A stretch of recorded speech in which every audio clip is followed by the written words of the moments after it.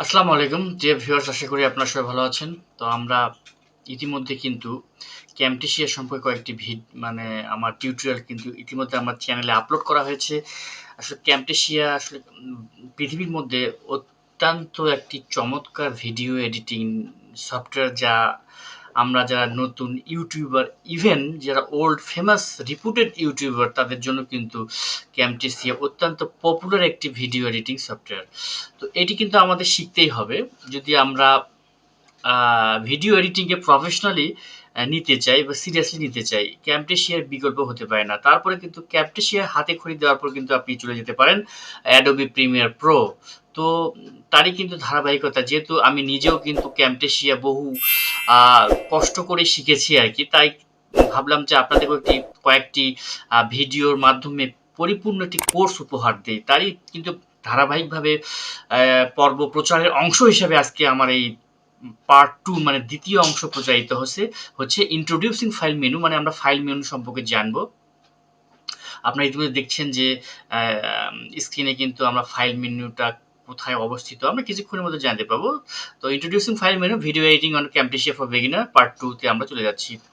তো আর কথা আমরা দীর্ঘায়িত করব না। তো আমরা এখন চলে যাব মূল টিউটোরিয়ালে। আমার আগের ক্যামটেশিয়ার পার্টগুলো দেখার জন্য অবশ্যই আপনারা আহ, আমার হচ্ছে আহ,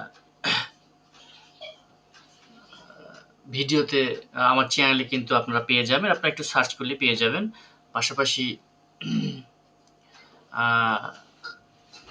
আপ নেক্সটেও তো পেয়ে যাবেন। তো আমরা এখন চলে যাব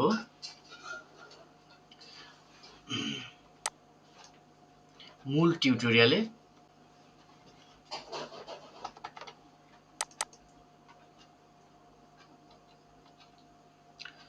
তো চলুন আমরা এখন চলে যাচ্ছি মূল টিউটোরিয়ালে। আর আমরা ক্যামটেসিয়া ওপেন করব আর কি।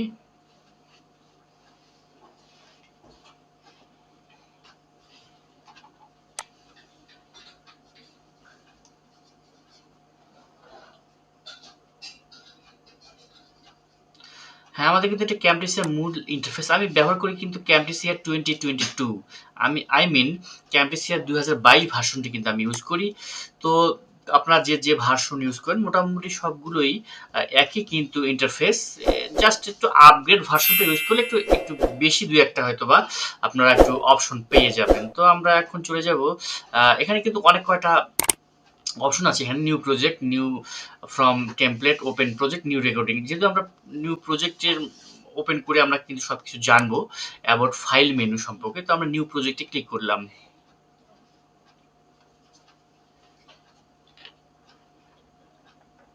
আমরা কিন্তু মেইন এডিটিং ইন্টারফেসে চলে এসেছি। তো আপনারা কিন্তু দেখতে পাচ্ছেন যে আসলে উম, আমরা যে বিষয়টি আলোচনা করব সেটা হচ্ছে বাম পাশে যে এইখানে যে চারটে মূল মেনু রয়েছে, file, edit, modify, view, export, help. তো আমরা ফাইল মেনু সম্পর্কে আজকে জানবো আর কি। এখানে কতগুলো অপশন আছে এই সম্পর্কে আজকের এই অংশটি হবে পার্ট 2। অবশ্যই এরপরে আপনারা আরো কতগুলো পার্ট পাবেন। ধারাবাহিকভাবে আমি ক্যামটেশিয়ার সবকিছু আপনাদেরকে জানানোর চেষ্টা করবো একটি ফুল কোর্স হিসাবে। এটি আপনারা ফলো করলে ইনশাল্লাহ ক্যামটেশিয়াতে অনায়াসে ভিডিও এডিটিং করতে পারবেন এবং ভিডিও এডিটিং একটা মাস্টারিং হিসাবে কিন্তু আপনারা নিজেকে গড়ে তুলতে পারবেন। তো আমরা এখন চলে এসেছি ফাইলে ক্লিক করলে আমরা কিন্তু কতগুলো অপশন পাবো, যেমন নিউ প্রজেক্ট। এটা এখানে কন্ট্রোল প্লাস এন, এখানে কিন্তু আমরা ক্লিক করলে কিন্তু আমাদের নিউ প্রজেক্ট মানে ওপেন হবে। আর তারপরে কিন্তু নিউ প্রজেক্ট ফ্রম টেমপ্লেট, যে টেমপ্লেট থেকে যদি আমরা কোনো প্রজেক্ট ওপেন করতে চাই তাহলে এখানে ক্লিক করলে হবে। আর 3 নম্বরে আমরা পাচ্ছি ওপেন প্রজেক্ট। এখানে ডাইরেক্ট কোনো প্রজেক্ট ওপেন করতে গেলে এখানে ক্লিক করতে হবে। আর এখানে ক্লিক করলে হোমে চলে যাবো আমরা। আর এখানে কোনো কিছু সেভ করতে গেলে কন্ট্রোল এস চাপলে হবে। আর পাশাপাশি কিন্তু এখানে শর্টকাট আছে, আপনার শর্টকাটগুলো মনে রাখবেন। হোমের জন্য কন্ট্রোল প্লাস এইচ, ওপেন প্রজেক্টের জন্য কন্ট্রোল প্লাস ও, আর নতুন প্রজেক্ট খোলার জন্য কন্ট্রোল প্লাস এন। তারপরে যদি আমরা সেভ এজ ক্লিক করি, কোনো নতুন কোনো মানে নামে যদি সেভ করতে যাচ্ছেন আপনার প্রজেক্ট বা কাজকে, তাহলে কিন্তু সেভ এজ ক্লিক করলে কিন্তু নতুন কোনো নাম দিয়ে আপনারা সেভ করতে পারবেন। তারপর save project S template, template হিসেবে যদি কোনো প্রজেক্টকে সেভ করতে চান সেক্ষেত্রে ক্লিক করতে হবে। এখানে দুটো অপশন আছে ইম্পর্টেন্ট, ইম্পোর্ট। কোনো কিছু আপনি যদি ইম্পোর্ট করতে চান সেটা মিডিয়া হতে পারে, রিসেন্ট রেকর্ডিং হতে পারে। রিসেন্ট রেকর্ডিং এর মধ্যে অনেকগুলো অপশন পাবেন যেগুলো আমার পিসিতে অন্ততপক্ষে আছে, তো এখান থেকে কিন্তু আপনি ওপেন করতে পারবেন, মানে ইম্পোর্ট করতে পারবেন। তারপর ক্যাপশন ক্লিক করে ক্যাপশন ওপেন করতে পারবেন। তারপর গুগল ড্রাইভ থেকে যদি ওপেন করতে চান, ইম্পোর্ট করতে চান তাও পাবেন। জিপ কোনো প্রজেক্ট থেকে যদি ওপেন করতে চান তাও পাবেন। প্যাকেজ থেকে ওপেন করলে ক্লিক করে পেয়ে যাবেন। এগুলো আস্তে আস্তে ব্যবহার করলে আপনার সবকিছু মানে ইজি হয়ে যাবে। একটু নাড়াচাড়া করতে হবে অ্যাকচুয়ালি প্রতিদিন অল্প অল্প করে। এক্সপোর্ট মানে বুঝতেছেন যে কোনো কিছু এক্সপোর্ট করা আর কি। জিপ প্রজেক্ট থেকে এক্সপোর্ট করতে চাইলে এক্সপোর্ট করতে পারবেন। পাশাপাশি প্রজেক্ট ফর ম্যাকের জন্য প্রজেক্ট এক্সপোর্ট করতে চাইলে এক্সপোর্ট করতে পারবেন এখান থেকে। আর প্যাকেজ থেকে এক্সপোর্ট করতে চাইলে মানে ক্লিক করলে হবে আর কি। প্রজেক্ট সেটিং এইটা একটা ইম্পর্টেন্ট ফ্যাক্ট।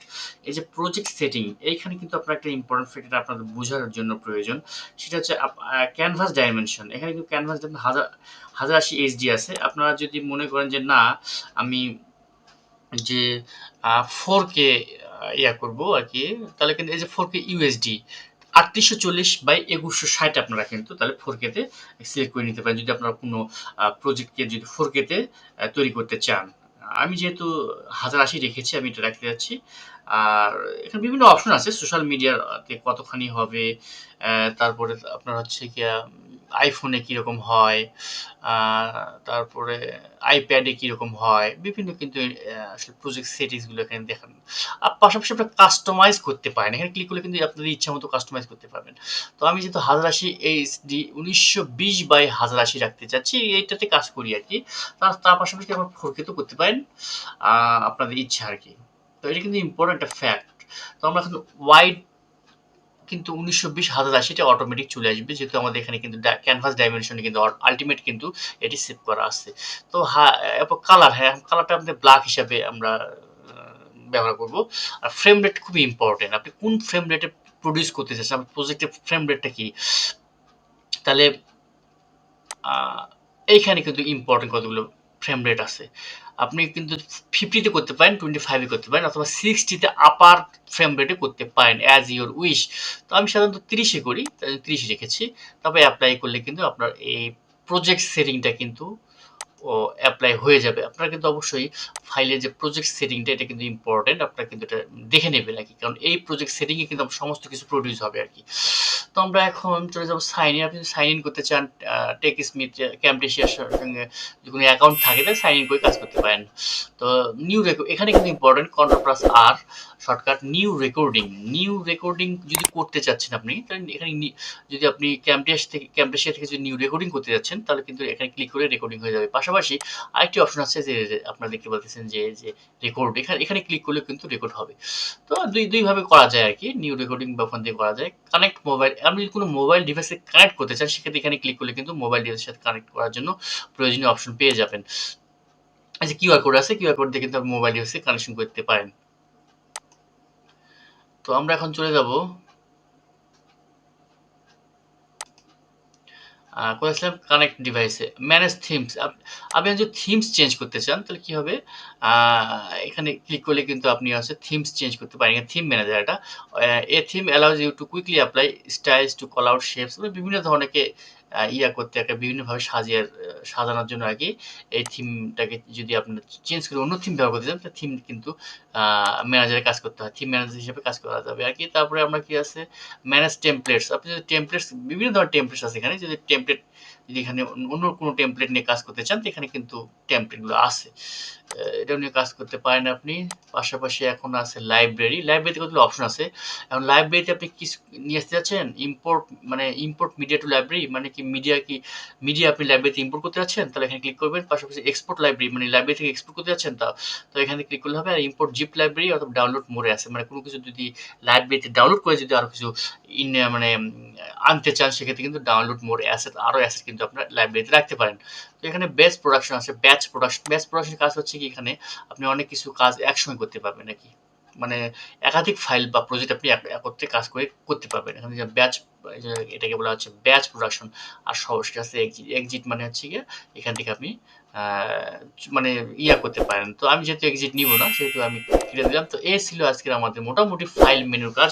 খুব ইম্পর্টেন্ট, আপনারা মনে রাখবেন যে আসলে এখানকার মধ্যে হচ্ছে ইম্পোর্ট একটা মানে এখানকার মধ্যে সবচেয়ে ইম্পর্টেন্ট একটা বিষয় প্রজেক্ট সেটিং আমি যেটা দেখিয়ে দিয়েছি এটা আপনি একটু খেয়াল রাখবেন।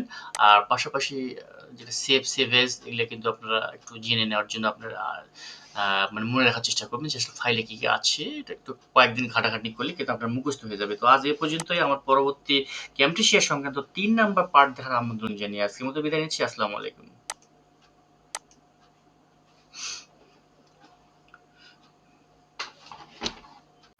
Thanks for watching, and don't forget to subscribe my channel for more information and regular update. Please stay tuned with me www.lutfor11.com. Thanks.